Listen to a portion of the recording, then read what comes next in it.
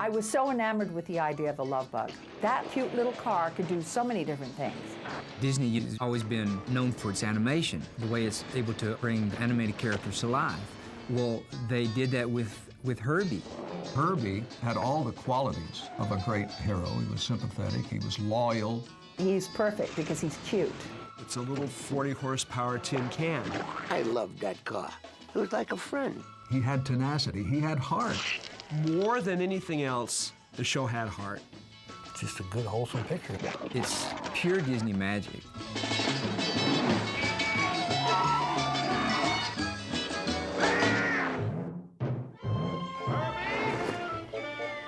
It's a love story at heart on a very simplistic level, but I think the larger message is really not to take things and people for granted.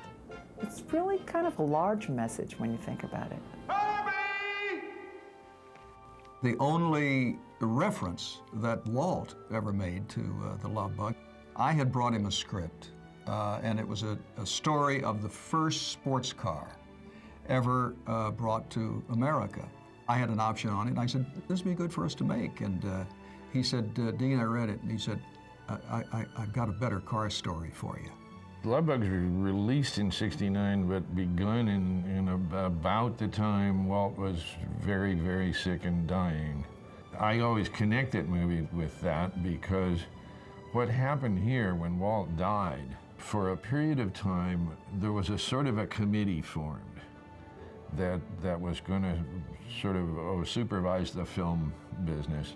And the idea was that we were going to send all of our scripts around to everybody else in the group and let everybody read what everybody was doing and get comments and hopefully profit from that.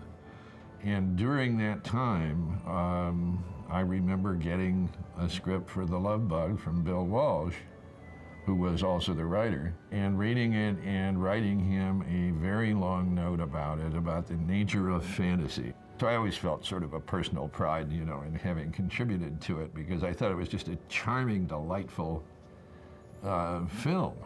The Love Bug is based on a story by Gordon Buford called Car Boy Girl, and Bill Walsh wrote it with Don DeGrady, and they made a great team, Bill Walsh being words and Don DeGrady being visual. The ideas, the jokes came from Bill. He had a great story mind. He had a delightfully funny look at life. We're talking about the same guy that did Mary Poppins, Bedknobs and Broomsticks, The Shaggy Dog. The guy was a creative genius. Herbie wasn't always going to be a Volkswagen. They had trouble trying to find just the right car to play Herbie. They had a casting call for cars, maybe close to a dozen cars, lined up on the studio lot one day. They were going to cast the car. They had a Toyota, a Fiat, a Volvo, an MG, and a Volkswagen. So they watched the employees as they were going to lunch to see how they reacted to them. Well, most people would walk up to the cars, you know, and they would kick the tires, reach in and, you know, kind of move the steering wheel and see how it handles. But when they walked up to the Volkswagen, they just reached out and petted it as if it was like a friend. So that kind of eliminated the problem about who's going to play Herbie. They had their star. People would go by it and they would talk to it. You know, the crew members and the actors and stuff, and so, oh, baby Herbie, and they'd pet it, and it became alive as we were making the picture. I loved that car. And when I talked to the car, when I touched the car, it was like a friend. It was an unpretentious car. It was a very real, I mean, it was just what you see is what you get. There's a kind of honesty there. It was kind of a throwaway car, but that's what works for the story. I don't think it had more than 50 horsepower. It couldn't get out of its own way. But with all that, it had a certain charm. And nothing ever went wrong with them. And if something did go wrong with them, you got some oil and a rubber band and you put it back together again. Everybody thinks the Love Bug was the natural title, but they wanted to go back to the original boy-girl car. Then they experimented with the magic Volsy, if you can believe that, and Beetle Bomb. Finally, Thunderbug. That was ludicrous, I think, for this nice little car. I'm glad we didn't saddle him with a name like that. What'd I tell you? Now it handles good. All the bugs are gone. Herbie's all right. Who's Herbie? Now, how did Herbie get the name? Bill Walsh, who was the producer, who is now dead, so I could really make up anything I want about him. Bill went to Las Vegas to see Buddy Hackett perform at the Sahara Hotel. In his act, he tells this story about first time he went to go skiing, and the instructor's name was Klaus. And Klaus said, "Do you wish to ski?" I said, well, not really. My wife's the one who wants to ski. Well, we will teach you how to ski. I am Franz. I'm the captain of the ski school. And this is Hans und Fritz. Who will you ski with? I said, if you ain't got a hobby, I ain't going. And so Bill Walsh thought that was hilarious, so that's how Herbie got his name.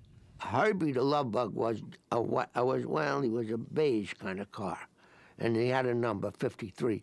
How they came by 53, to this day I'll never know. It's just 53.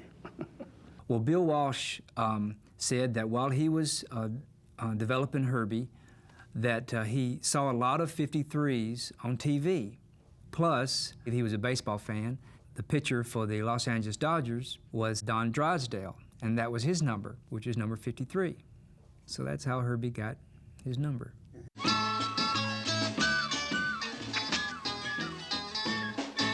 Robert Stevenson was a director, and The Love Bug was his 14th film with Disney. And of course, Robert Stevenson directed Mary Poppins and That Darn Cat, Absent-Minded Professor, and the list goes on. Bob was a very complex guy. He was brilliant, but Bob was very introvertish, which is unusual for a director. He was a very shy individual.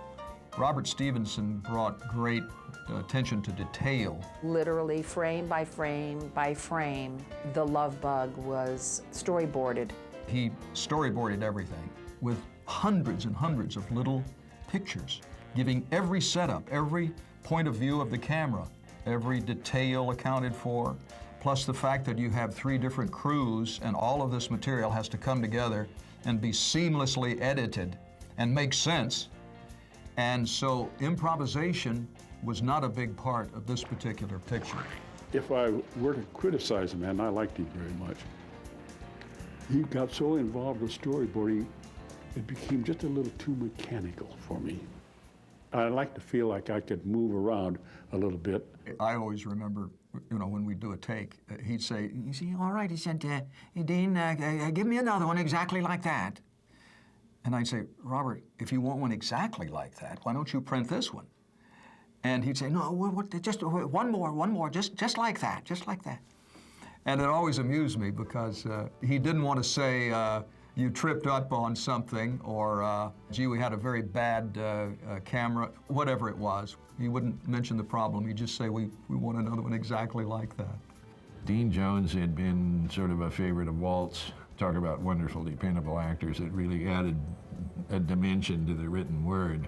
Dean Jones was, and is, not only a wonderful dramatic actor, which he wasn't known for at the time. He was known to be a wonderful comic actor, and he was really something to work with. What's the rush, Tiger? We got all night. Herbie took us to a drive-in. Help!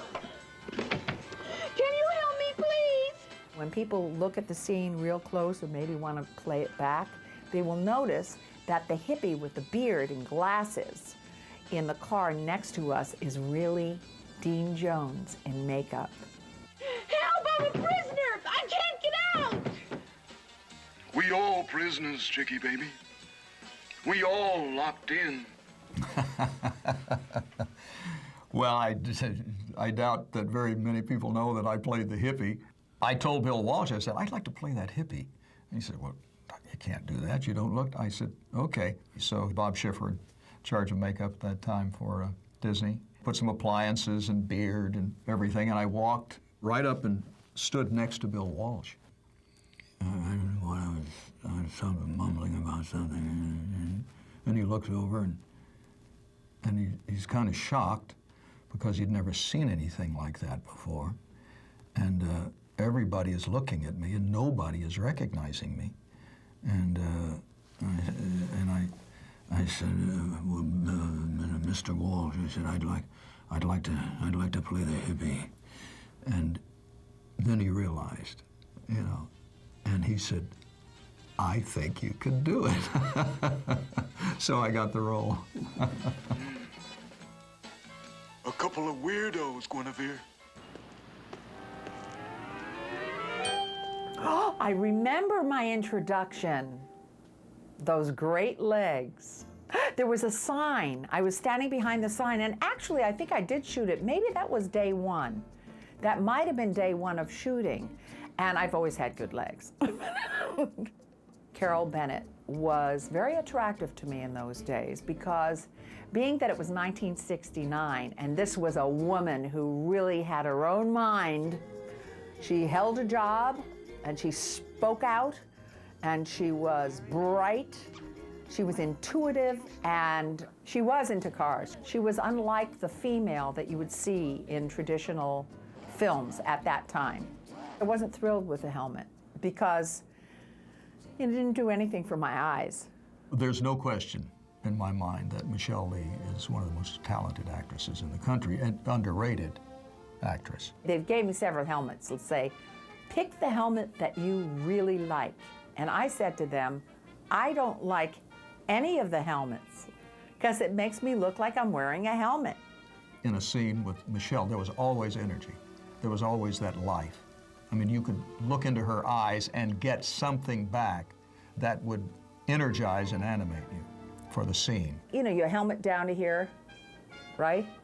No, I had to have some of my bangs. You'll notice in the movie, they put something inside so that I could have just a little bit of hair around me. You'll see, I did that. They allowed me to do that. This was in the very beginning of my career, and I was just eating up everything around me. You know, I would watch all the actors, and I was learning what was happening on set. Watching David Tomlinson was like watching a comic genius, and it was always so truthful that it didn't matter whether it was funny or not. It was always right. David Tomlinson, I mean, a unique actor, understated Englishman. And yet he had this outlandish vaudevillian, over-the-top sense of humor. So the juxtaposition of those two things in his personality made for very interesting punchlines or straight lines. You know something about champagne, sir? Have a sure. If you tell me that the bubbles tickle your nose, I shall probably kill you. Have you gone mad? Get Mr. Douglas and his acquisition out of here before I lose my temper. He was always being abused and squirted with oil. If somebody was doing something that was inappropriate, he'd make sure that they were politely liquefied. That was my favorite part of the picture. See, he insulted the car. Are you crazy? You gonna stop me for tears? Anyway, the car just picked up the tire like a dog and just let a stream of oil onto his foot. It was very, very racy for those days, you know. I just remember one day we did a scene where we opened the glove compartment and there was David Tomlinson's face scrunched up in that glove compartment. Get me out of here! And I remember that day shooting. We could not look at him. We kept laughing. He's got one of those rubber faces. His eyebrows, his mouth, his nose, everything is so animated. He was such a gift. He was incredible in this film. What part of Ireland did you say your mother came from? Coney Ireland.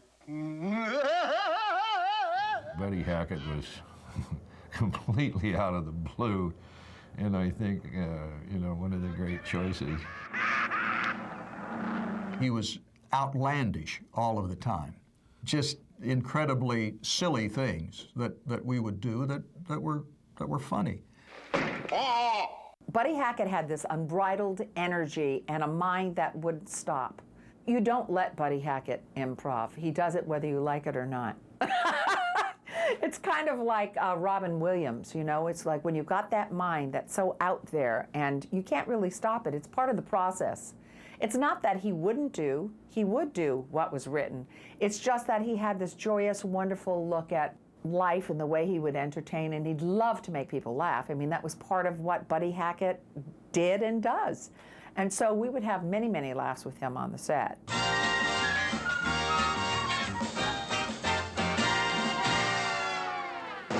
I always had a feeling Herbie was a cast member. He was one of the stars along with Dean Jones, David Tomlinson, and Michelle Lee. Do you remember when that little music comes on? You know, Herbie's on scene. That kind of said his personality. Herbie sort of was this little guy with his own agenda, you know, and the first part of it was to prove that he was somebody. He's perfect because he's cute. Herbie's cute, he's little, and it does look like Herbie has 2 eyes, because remember those wonderful windows? It looks like 2 eyes, and a big, wonderful, soft, round face. Herbie had all the qualities of a great hero. He was sympathetic, he was loyal to Jim, he had tenacity, he had heart. You know, you don't hear about heart so much today. The script was written in such a way that you knew exactly what Herbie was doing. He was a character.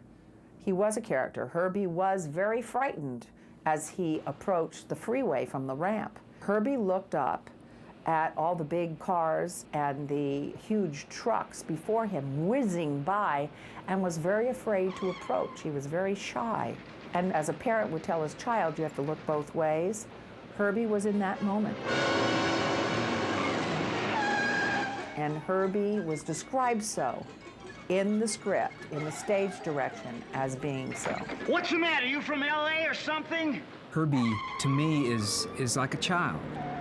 He's a child that wants to be adopted. And Jim, Dean Jones' character, stood up for him in the car dealership, and Herbie was blown away by that. So that's why he followed him home and said he's going to be my master. Like most little boys, he didn't like to get beaten by anybody. He's a classic character out of a movie about a little kid growing up, I guess, as much as anything. And you just change that into a car and let him do all the things a little kid would have done, including running away from home and trying to commit suicide. Herbie? That scene where Herbie tries to commit suicide was the first scene we shot in the movie. They couldn't get the car to react properly on the railing of the Golden Gate Bridge. And they said, Dean, can we get a close-up of you while we're trying to get this thing to operate? So the first shot in the movie was me saying, Herbie, no. And Robert Stevenson, the director, felt obligated to explain the scene to me. So he says, well, Dean, you see, Herbie is very, very hurt that you've gotten a Lamborghini, and said he's very, very jealous, and he's been injured. His feelings have been injured. And I'm saying, oh, okay. Now, I'm not into this yet. I mean, it's early on a Monday morning, and we haven't gotten the idea that this car is a personality yet. And I'm saying, okay. And he says, when you see him there trying to commit suicide, you say, Herbie, no, and you've got all of the passion and all of it. And I kept cracking up. They'd say, roll camera, I would start laughing. And this happened about 3 times, very unprofessionally, but I finally got it. No, Herbie, don't! But it was quite difficult to imagine Herbie's feelings on that first morning, I must tell you. On this show, which is not always the case, we shot the second unit first. The second unit is a unit usually devoid of actors, use stunt people. It's action stuff, scenics, run-bys. And Art Villarelli was, in my estimation, probably the best second unit director ever. Stevenson and Walsh would put something down on paper and they'd throw it to Art to figure out how to do it. Well, he always did. We had to create special effects. They were on camera, they were live. Today, a lot of this could have been done with computers. That's the easy way. We never had that luxury. There were 8 Herbies in the original Lovebug because there were so many different gags in the picture. To do that show, you had more than one Herbie. You had about a half a dozen of them, maybe 9. And they were parked everywhere throughout the studio, and the employees would very often clamber over them and sit in them and climb on them to have their picture taken because they were part of what they thought at the time was studio history. Each one was rigged to do a special gag. Like when Buddy Hackett is hanging on the door and they're going over the cliff and the car's on 2 wheels, well, that was a specially rigged automobile. When it gets cut in half and both pieces of the car goes across the line ahead of Tomlinson's, that was another rigged car. We had a souped-up, fast Herbie. We had a hydraulic Herbie that would do wheelies. One Herbie had the ability to shudder and shake. We had one car that in Herbie, the wheels all wobbled. It was sick after it had the Irish coffee. And then we had the feature picture car, who couldn't do anything but look pretty. And we had backups to all those cars. And these cars, of course, had to come apart. You had to take doors off, you had to take windshields out, you had to pull backs off, fronts off, so that you can shoot the back seat, the front seat. So it was quite a chore to go out to the junkyards and find pieces and parts for the film. There's a scene where Jim Douglas gets onto the trolley car in San Francisco, and Herbie is behind the trolley car, so he's driving up the hill. If you look in the left rear view window, you can be able to see the driver's head, and you'd never pick up on it. I thought that was very cool. Herbie driving by himself, which is pretty much what he did a lot of the time, was accomplished by what we call blind driver, which means that we have to rig the car with a extended steering wheel to the back seat, extended controls for brake and throttle to the back seat. You put a stunt driver behind the upholstery. He's actually steering the car from the back seat, and Herbie appears to be steering by himself. The first wheelie, for instance, was a cable on the front of the car and a huge crane hovering over us, and the crane pulled the front of the car off the ground. I mean, these seem like primitive special effects today, but that's the way we did them. Other things were put together like a jigsaw puzzle. Herbie jumping into the tree is done in about 4 pieces. We actually took a car and jumped it off of a dirt road, and it went through the air. We picked up that piece. Then the next time we picked it up and overlapped that with a crane with the car on wires. They kind of scuffled in the tree, and you saw a couple of stunt people coming down out of the tree. And then you saw the car change its attitude, and it kind of wound itself down through the tree. We couldn't hurt the trees because it was at Golden Oaks Ranch, and so we had to kind of maneuver the car through the tree to not hurt the tree, not worry about the shot. Anyway, as they came out on the ground, the stunt people hit the ground, and the actors came in, laid on the ground in the same place. They jumped up, and we finished lowering the car down. That's how we did that shot. I recall when they said they're going to skip Herbie across the lake. I said, well, how are you going to do this, guys? They kept telling you, well, just make it look like a rock skipping across the water. Well, a car is not a rock skipping across the water. In special effects, there's no word in the vocabulary that says it's impossible. So we never said no. Never. Herbie skipping across the pond was done out at the Disney Golden Oak Ranch. We went out there and set up big telephone poles in the ground to use for anchors for our rigging. The rigging was cables overhead, out of picture. And we put a traveler, and we put motors to travel the car across at a certain speed. Then they put a full-sized Volkswagen. This was the days, we're not talking computer-generated here. This is full-size stuff that we have to work with. So we had to make a car very, very light. We had to put a bottom in it so that it couldn't, what we call, catch the water. And we would lift with the counterweight, the car off the water, dropping back, picking him up, letting him down, and all the time we're traveling forward. The cable had a belly in it because of the long distance. And so each time it went down, we kind of had to do a visual on it so that it just barely touched the water, because if it ever got in the water, it would just stop it and start swinging. So it was a little bit touchy to trigger that just right. And we finally got it. I imagine we did it 25, 30 times. They had taken weeks to shoot it, literally weeks, and it was 4 seconds, 3, 4 seconds. And there was a crew out there doing And this was incredible. I couldn't believe that. You know, Art Vitarelli, that's why I have to commend him, because he had the patience that was unbelievable. What was necessary to get those shots? He would just do them. Okay, I know we got close that time. Let's try it again. And they had an artist go in and paint the wires for whatever was behind it. So if it was a blue sky, if it was a tree, whatever it was, that when it went down for the shot, you wouldn't be able to tell there was any wires on Herbie. That's why it's so believable. In publicity, they got Herbie right as he was skimming across the water. Well, of course, they didn't have any live people in the car. You believe that there are, but they had stunt dummies. So in the lobby set, they had this big 11 by 17 picture, and you see these stunt dummies with helmets on, just kind of leaning up against the windshield. It's very funny.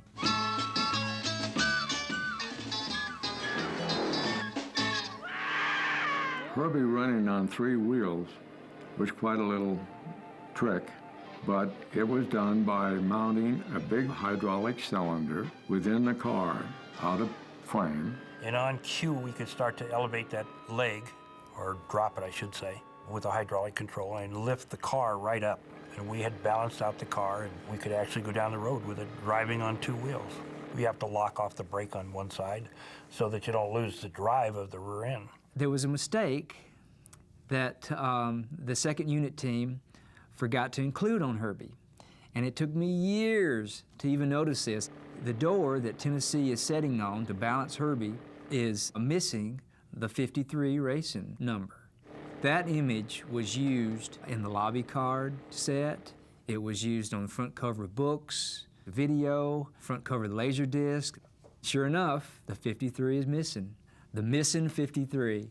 There was only one effect shot that we didn't use in the picture, or they didn't use in the picture. And it was like a dog shaking water off of its back. And we got it all done. And they looked at it and they accepted it. And it was really funny. It was one of the funniest things. It didn't work for them. And I don't remember why, whether they didn't have the time for it or whatever, but it was really neat to see a Volkswagen shake like a dog that was all wet and trying to get the water off of him. Hang tight. This may be a fast takeoff. Now. When we had to show acceleration or speed, we made a couple of modified Volkswagens. We used Porsche engine, Porsche brakes, Porsche wheels, Porsche tires. So there's a lot of difference between a standard Volkswagen and what you could do with a Herbie after we got through with it. It still looked innocent and unpretentious, but it was very fast. You could get it up to 150, 120. But in order to stop the car, the brakes weren't strong enough. You had to open the doors. And that was dangerous because nobody was holding the wheel. What about it, Dad? Want to give that doodlebug a workout? I'll go easy on you. Be serious, will you? I drove it home one day, and at a stoplight there was a Corvette, and he's looking at me, and I just look at him, and when it turned green, I just floorboarded it, just gave it everything it had. And it took the guy by surprise, of course. He thought this was no contest. And by the next traffic light, which was quite a ways down, he pulled up with a little more respect for Volkswagens. Out of sight, man. I wouldn't have believed it. Groovy, Pop, groovy.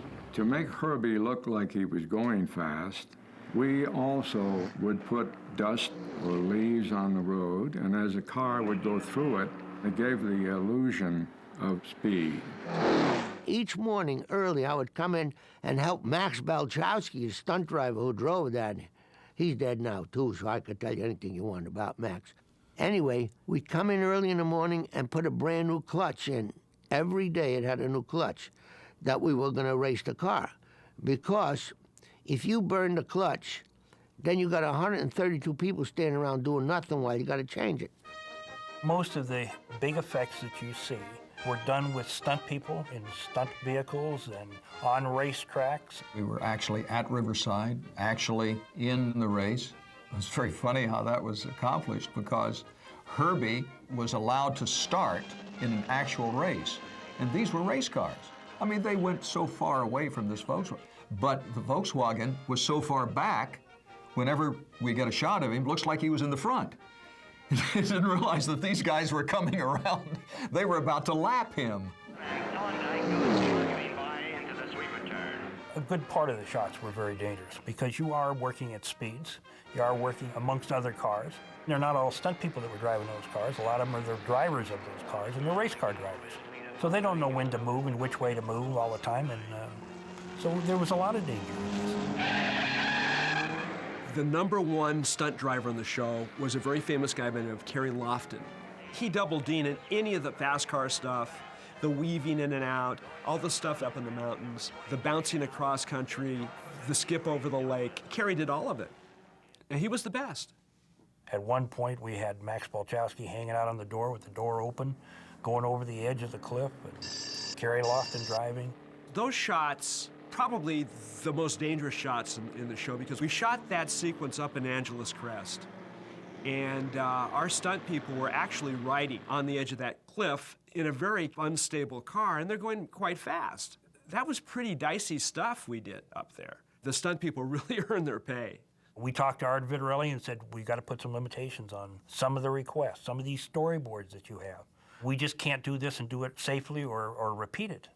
And it'll cost you a car, or it cost somebody getting hurt.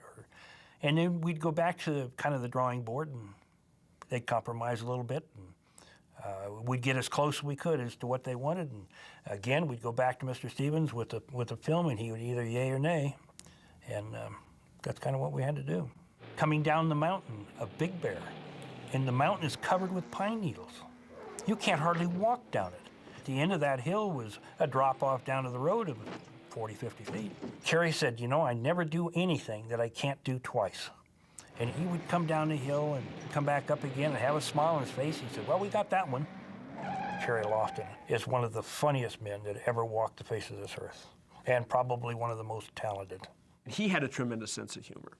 But he was a wild man. He was completely out of his mind, and I think that's what it takes to be a stunt driver anyhow in the film business. But what would happen from time to time is you'd get caught out on the road. I'd be holding traffic, and Kerry would come by in the souped-up Porsche/Volkswagen and say, well, I'll drive you back to the company. Well, it was the most hair-raising ride of your life. I mean, you would be up on Angeles Crest, and you have this car hanging out over the cliff, and I'm screaming like a baby, you know. And I fell for it twice. He got me twice. And the third time he couldn't get me. I said, I'm going to walk the mile back. I'm not getting in that car with you again. I can't weld that!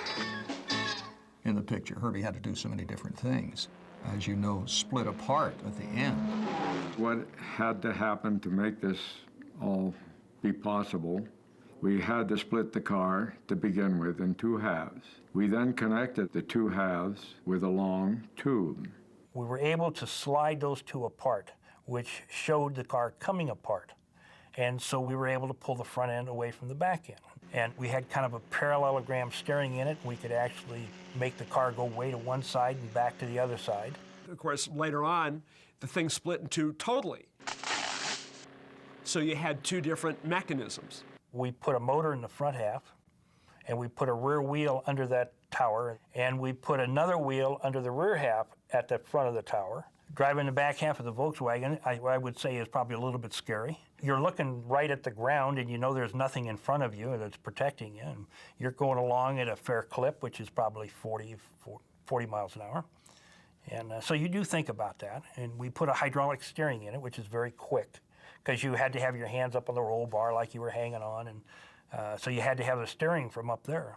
It was very unstable. They had to undercrank to give the impression of speed in that particular scene, because we couldn't go very fast without turning those little dudes over. Stuntman flipped it over several times as he was doing the requirements of what he had to do on the racetrack there.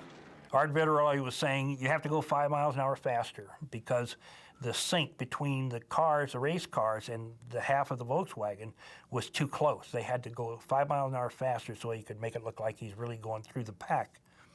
And Kerry, I remember his words, Art, I don't think we should do that.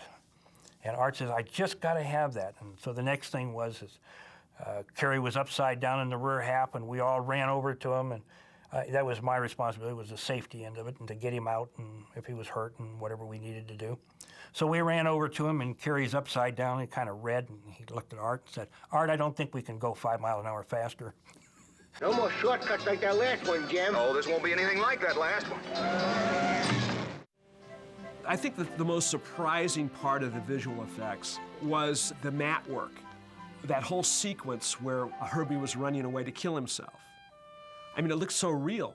Even those wide shots, the matte shots of the firehouse in San Francisco, part of it was drawn and part of it was there and real. We built a section of the Golden Gate Bridge, the railing, the walk, and a little piece of the street. And if you remember, that was kind of fogged in. And so we put a chroma key blue backing behind. And on that, this is where we put in the ocean and all of the necessary parts of the bridge. For me, I had a tough time until I saw the finished product, believing they were going to be able to bring this off. Well, it looked a lot more real than our shots inside the car, for instance, which looked kind of phony by today's standards. Dean Jones and Michelle Lee, they never went out driving. We just had half a Volkswagen on the stage 3 at the studio. It's a visual sleight of hand. You put a car in front of a screen, and later on, you put in what we call a background plate, a moving plate, a scene that is shot from a camera car to give the object car in the foreground on the stage motion when you put the two together. In order to get the bumps and the movements of the car, we built special gimbals manipulated by us off camera, by hand, lever bars, maybe even mechanical devices that make the car turn, roll, skid, whatever the action may be. So we'd put the actors and the actresses in those cars with fans blowing, and we'd have some dust blowing by them and sometimes debris, and we would create that same look. And again, against sodium, and then they would put the background of the racetrack into it. We built a pair of tracks, or sometimes 3 tracks, going across the stage.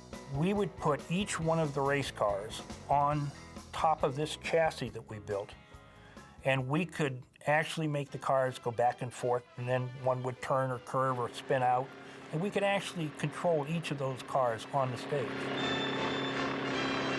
They would just sit in the car and turn to each other and chat or whatever and pretend like they were driving. And we would get the giggles because we were asked to do so many extraordinary things as actors. Mr. Stevenson would say, "Okay, everybody, imagine you're skipping across the body of water."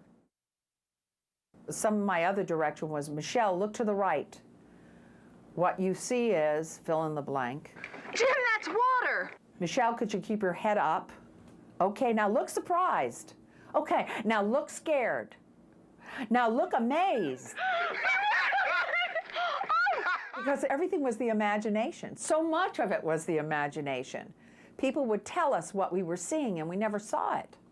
I remember Dean Jones, he just drove like crazy. We finally had to just almost tie his hands stationary because going down a straight road, you don't do all of this. You just barely turn. I remember the race at the end, the cars separated, and that was great fun. They actually separated the car, and we were actually driving it that day. We ended up in one half of the car, and we actually shot that outside on location. That was not on the set. Let's go, Herb. The world premiere for The Lovebug was at the Grauman's Chinese Theater in Hollywood, on Hollywood Boulevard. Boy, I wish I could have been there. It was great because the invitations were sent out saying that if you did not show up in a VW, you would not have valet parking. So you can imagine there were Volkswagens all over Hollywood Boulevard. And you were encouraged to wear your funkiest 60s attire, no pun intended. There's a shot of Dean Jones, Michelle Lee, and Buddy Hackett, and they are wearing these crazy outfits. It's great. It's great. At the premiere, I remember they made me a special gown while we were shooting. I think I got my test back from my doctor that I was pregnant. I was probably out to here. I was so pregnant. I mean, how do you beat that? How do you beat that? And how do you beat going to the Grauman's Chinese, where all those wonderful fingerprints are in front, and walking in and seeing this humongous screen with images of this magical car? It's quite extraordinary. There was some pretty terrific stuff that they cut together, and we knew it was going to be a good family film. We knew it was going to be a fun picture, humorous. Those of us who worked on the show knew we had something special. I mean, I think everybody thought this was one of the best shows in years, but nobody could ever be prepared for the way the show was received. We didn't have a clue. We didn't know. I mean, when the grosses started coming in for the Love, I mean, we were all shocked. We couldn't believe it. I mean, who could have anticipated the show would become the biggest grossing show of 1969? And 69 was a particularly good year for feature pictures. Midnight Cowboy, Butch Cassidy, Sundance Kid, and yet Herbie outstripped them all. The second biggest box office grosser after Mary Poppins in the studio's history. Go on. I didn't get to see it for quite a while after it came out. I was on another picture in Mexico. And when I got back, my wife had taken our children to see The Love Bug, and they talked about it for a year. They fell in love with Herbie. And the neighbors, they went on and on and on. So many people or friends of mine who have nieces, nephews, or sometimes children come to me today because they see the film. And I treasure that, I really do. Because it is something that can go from generation to generation, is wonderful for the whole family. Herbie was a car for all seasons, you know, it was a car for all peoples. I just wish that Walt had lived to see the success of that film. I can't explain it, except that there's a sympathy for this charming little automobile who was so loyal, who had such tenacity, such heart, and kids today, they still love that Volkswagen. A kid came up to me, I was back east in a speaking engagement, and this kid looked up and said, "You were in The Love Bug?" And I said, yes I was. And he said, "You got old." This must be Disney. This is the first time I've ever had coffee without tequila in it.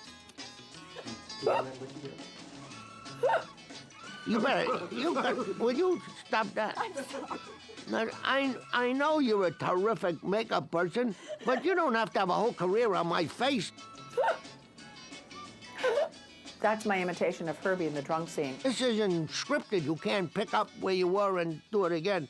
Shall we do it once more? Do what? I don't know what I said. I don't even know how I got here. How did I get involved with The Love Bug? It bit me. This is the makeup artist, and then they want tears not to come to my eyes. When you look at her and you know she's going to touch your face twice and leave, of course you cry. Don't kiss me, I have a cold. You are so darn cute.